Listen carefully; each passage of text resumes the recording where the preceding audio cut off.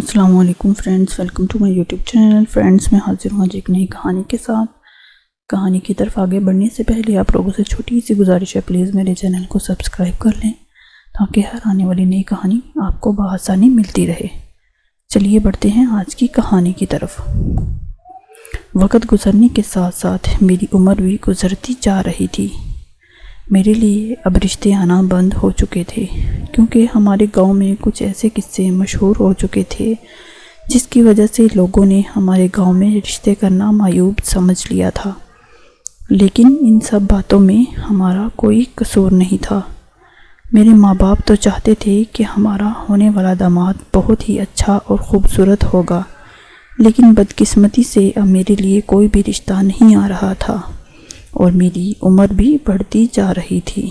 سب گھر والوں کو اب میری فکر رہنے لگی تھی۔ کچھ دنوں بعد میرے ابا نے رشتہ کروانے والی آنٹی کو کہا کہ میری بیٹی کے لیے کوئی اچھا سا رشتہ لے آؤ اور لڑکا جیسا بھی ہو چلے گا۔ مجھے تو اب یہی فکر کھائے جا رہی تھی کہ نہ جانے میرے لیے کس قسم کا لڑکا لایا جائے گا۔ کچھ دنوں بعد آنٹی رشیدہ ہمارے گھر ایک رشتہ لے کر آ گئی۔ میری اماں نے مجھے کہا کہ کافی بن کر تم نے لڑکے والوں کے سامنے آنا ہے تاکہ تم اپنی عمر سے کم لگو۔ وہ لوگ جیسے ہی مجھے دیکھنے کے لیے آئے تو مجھے دیکھ کر حیران رہ گئے، کیونکہ میں نے خود کو کافی حد تک مینٹین کر رکھا تھا۔ کہنے لگے، ہمیں تو لگا تھا کہ لڑکی کافی زیادہ عمر کی ہوگی، لیکن یہ تو بہت ہی کم عمر ہے۔ مجھے ان کی باتیں سن کر خوشی محسوس ہو رہی تھی۔ لڑکا بھی کافی کم عمر کا لگ رہا تھا، اس لیے میری طرف سے انکار بنتا ہی نہیں تھا۔ میں نے اپنی اماں کو کہہ دیا تھا کہ جیسے آپ چاہیں گی میں ویسے ہی کر لوں گی۔ میرا علی کے ساتھ رشتہ پکا ہو چکا تھا، لیکن علی بہت ہی اچھا لڑکا تھا۔ مجھے اس کے گھر والے اچھے نہیں لگتے تھے۔ ایسا لگتا تھا کہ جیسے میری ساس نے پہلی دفعہ کوئی لڑکی دیکھی ہے۔ خیر، میری شادی کے دن قریب آ چکے تھے اور میں سج سنور کر لڑکیوں کے درمیان بیٹھی ہوئی تھی کہ اچانک شور اٹھا، بارات آ گئی ہے۔ لیکن سب کے منہ پر ایک عجیب بات چل رہی تھی۔ سارے کہہ رہے تھے کہ تمہارے ماں باپ نے اس لڑکے میں کیا دیکھا ہے، کس جگہ تمہیں بیانے جا رہے ہیں۔ پھر اچانک ایک عورت شادی ہال میں داخل ہوئی جس نے کالے رنگ کا لباس پہنا ہوا تھا۔ وہ عورت شکل سے بہت ہی زیادہ عجیب لگ رہی تھی۔ نہ جانے وہ عورت کون تھی اور ان کا میرے ہونے والے سسرال سے کیا تعلق تھا۔ پھر میری رخصتی کا وقت قریب آ گیا اور میں کمرے میں بیٹھی اپنے شوہر کا انتظار کر رہی تھی۔ اچانک وہی عورت میری ساس کمرے میں داخل ہوئی اور مجھے کہنے لگی، یہ تمہارا کمرہ نہیں ہے، تمہیں کسی اور کمرے میں شفٹ کرنا پڑے گا۔ وہ کمرہ لال بتیوں سے روشن تھا جس کمرے میں مجھے لے جا کر بٹھا دیا گیا۔ مجھے اس عورت کی شکل سے عجیب قسم کا ڈر محسوس ہو رہا تھا۔ پھر مجھے ایک بستر پر لے جا کر بٹھا دیا۔ میری ساس کہنے لگی، تمہیں اس بستر پر بیٹھنا ہوگا اور اس بستر کے اندر ہم نے انڈے رکھے ہوئے ہیں۔ نہ جانے میرے سسرال والے اس طرح کی حرکتیں کیوں کر رہے تھے، لیکن میرا شوہر ابھی تک نہیں آیا تھا۔ میں بھی چپ چاپ اس بستر کے اوپر بیٹھ گئی۔ میں نے سوچا شاید ان کے ہاں کوئی رسم ہوگی، لیکن مجھے بہت ہی زیادہ ڈر لگ رہا تھا۔ میری ساس مجھے بٹھا کر چلی گئی اور وہ عورت بھی جا چکی تھی جو میری ساس کے ساتھ کمرے میں آئی تھی۔ پھر تھوڑی دیر بعد کمرے کے دروازے پر دستخط ہوئی اور میرا شوہر کمرے کے اندر داخل ہو گیا۔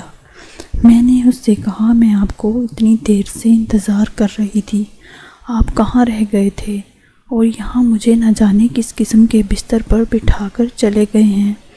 میرا شوہر مجھے اس کمرے سے اٹھا کر فوراً ہی دلہن والے کمرے میں لے گیا اور کہنے لگا، ہمارے گھر میں عجیب قسم کے واقعات ہوتے ہیں، اس لیے تمہیں فکر کرنے کی ضرورت نہیں ہے۔ لیکن جیسے ہی میری ساس کو اس بات کا پتہ چلا تو وہ میرے شوہر پر چلانے لگی اور کہنے لگی، تم نے اسے اس بستر سے اٹھانے کی جرت کیسے کی ہے؟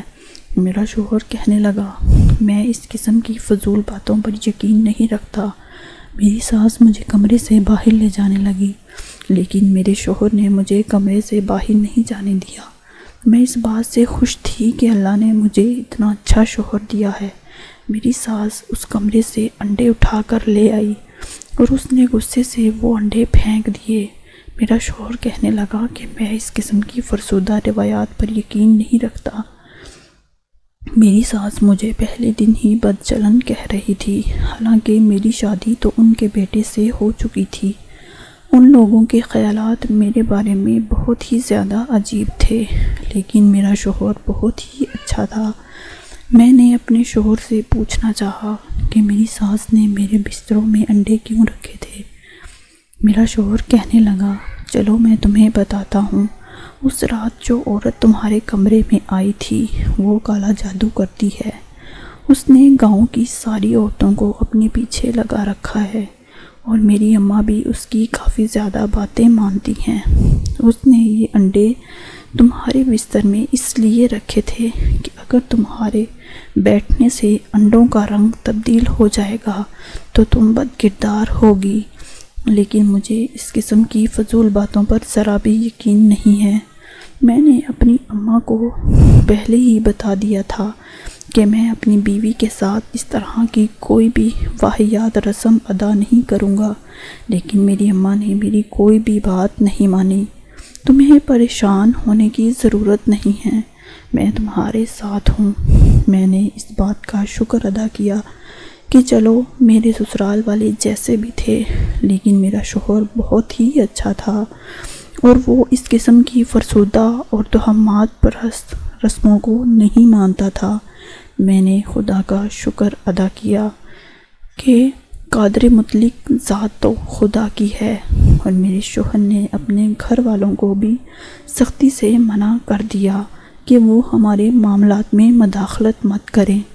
اس طرح میں اپنے شوہر کے ساتھ ہنسی خوشی زندگی گزارنے لگی۔